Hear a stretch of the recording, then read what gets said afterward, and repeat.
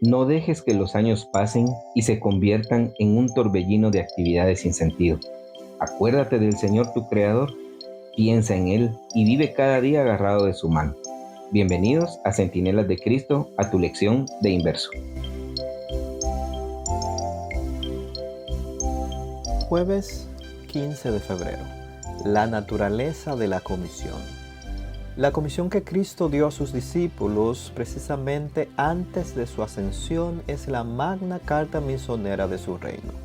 Al darle a los discípulos, el Salvador los hizo embajadores suyos y les dio sus credenciales. Sí, más tarde se les lanzaba un desafío y se les preguntaba con qué autoridad ellos, pescadores sin letras, salían como maestros y sanadores. Podrían contestar: aquel a quien los judíos crucificaron, pero que resucitó de los muertos, nos designó para el ministerio de su palabra, declarando: toda potestad me es dada en el cielo y en la tierra. Elena de White, Testimonios para la Iglesia, tomo 8, página 21. Precisamente antes de dejar a sus discípulos, Cristo explicó claramente una vez más la naturaleza de su reino. Les recordó las palabras que les había dicho anteriormente respecto a su reino. Declaró que no era su propósito establecer en este mundo un reino temporal. No estaba destinado a reinar como monarca terrenal en el trono de David.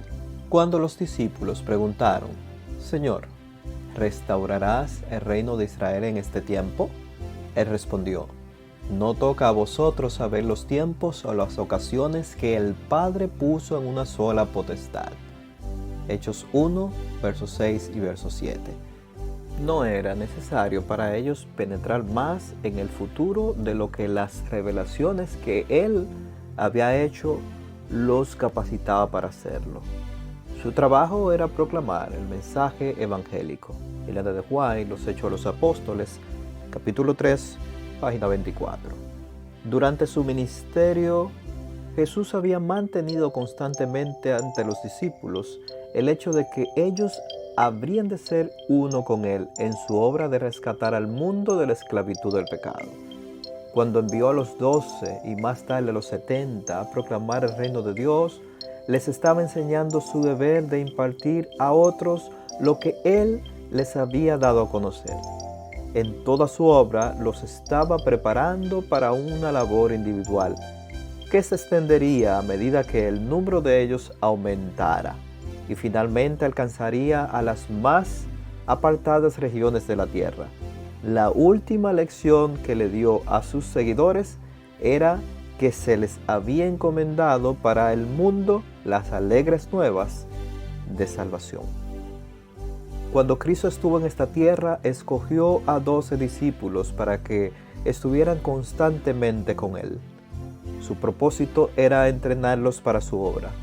No les llamó la atención sobre los propósitos y las leyes de los reinos del mundo, sino sobre un tema más elevado y santo: los propósitos y las leyes del reino de Dios. No les habló de política, sino de los temas que les concernían como administradores de su gracia.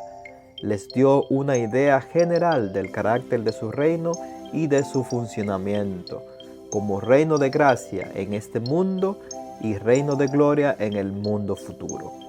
Les dijo que no era un reino terrenal y temporal, sino un reino que duraría para siempre. Les reveló el pacto de paz, la gran carta que declara los principios de su reino. Elena de White, carta 65, 1902, párrafo 12.